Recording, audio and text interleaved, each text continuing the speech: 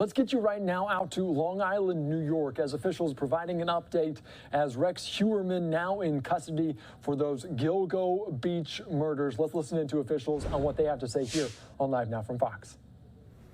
Thank you all for attending this update relative to the Gilgo Beach homicide investigation and the New York State Police role in this investigation. My name is Major Steve Udis, and I'm the New York State Police Troop L Long Island Troop Commander. There have been a number of questions forwarded to my office relative to our role and how we became involved in this investigation. We are hosting this event to answer those questions.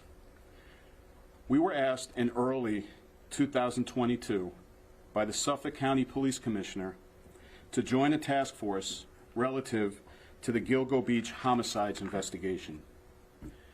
We evaluated that request, and after evaluating that request, we were more than willing to assign an investigator full-time and open up the full resources of the New York State Police to the task force that was being created. We assigned an investigator from the New York State Police Bureau of Criminal Investigation to work on this case.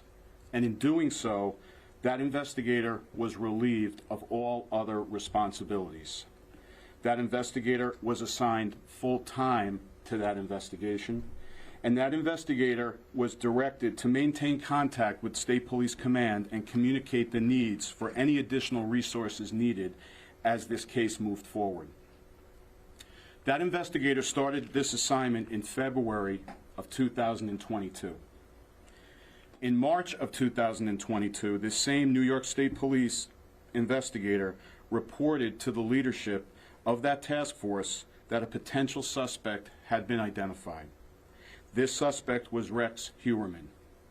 This was the first time that Rex Heuermann's name had come up and the first time that he had been identified as a potential suspect. At that time, the task force worked as a team to move forward with that information and their investigation, and ultimately confirmed that Rex Heuermann was in fact the individual responsible for, at minimum, the deaths of 3 women. I want to emphasize that although it was the New York State Police investigator that was responsible for identifying the suspect, it was the teamwork of the task force as a whole that helped bring this case to where it is today. The agencies involved in this investigation worked seamlessly with one another with the objective of identifying the individual responsible for these crimes. I've also been asked to provide the name of the investigator assigned. Because this is an active and ongoing investigation, we will not be providing the name of any of the members assigned to the investigation at this point. There are currently important investigative steps that are continuing and ongoing, and it would be premature on my part for me to identify any of the New York State Police members or any of the task force members at this point to anybody. We do not want in any way to compromise this investigation.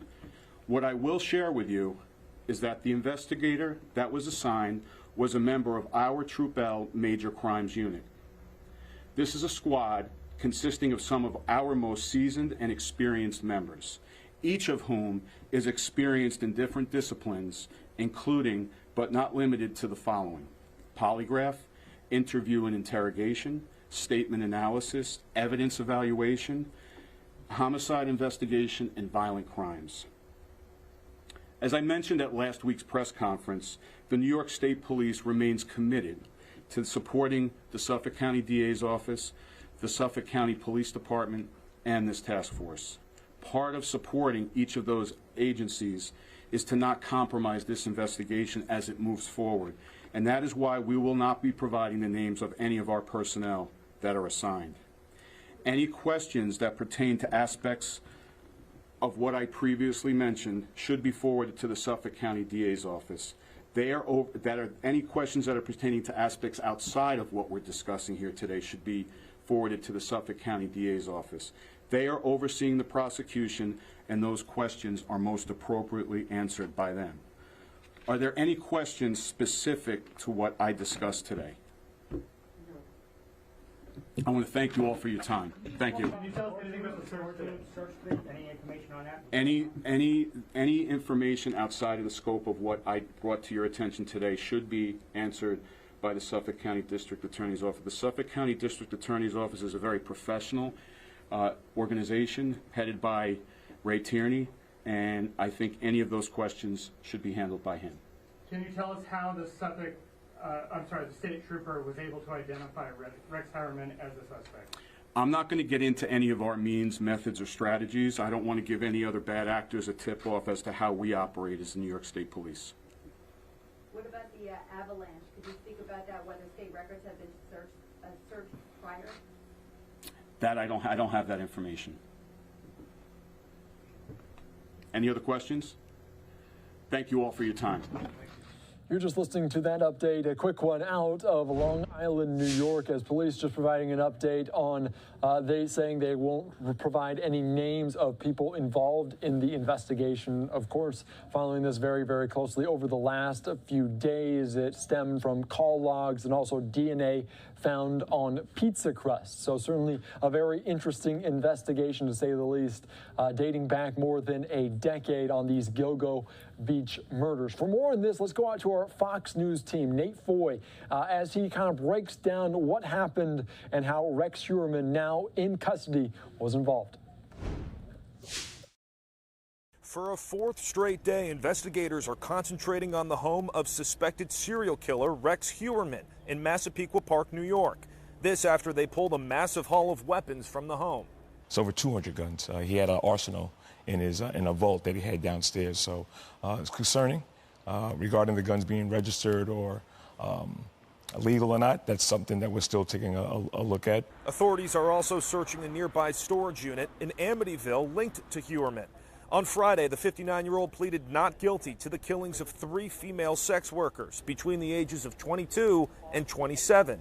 Heuermann is also the prime suspect in a 4th murder and possibly could be linked to more killings as the investigation continues. We're going to continue to work and look in these other cases as well. The heinous crimes have haunted Long Island's South Shore for over a decade. In total, at least 11 sets of remains were found between 2010 and 2011. Gilgo Beach is a very remote area, and it's a good place to go to dump things that you don't want other people to necessarily see. But the body. Heuermann, a 59-year-old architect and married father of 2, was allegedly hiding in plain sight and living a double life. DNA collected on pizza crust matched with hair found on a victim led to his arrest. Prosecutors say Heuermann used burner phones to contact victims and research the murders, as well as look for child pornography. Heuermann has pleaded not guilty. He's due next in court on August 1st in Massapequa Park, New York. Nate Foy, Fox News. Thank you so much for that latest update. Of course, we just heard from police there on Long Island. A brief update as well.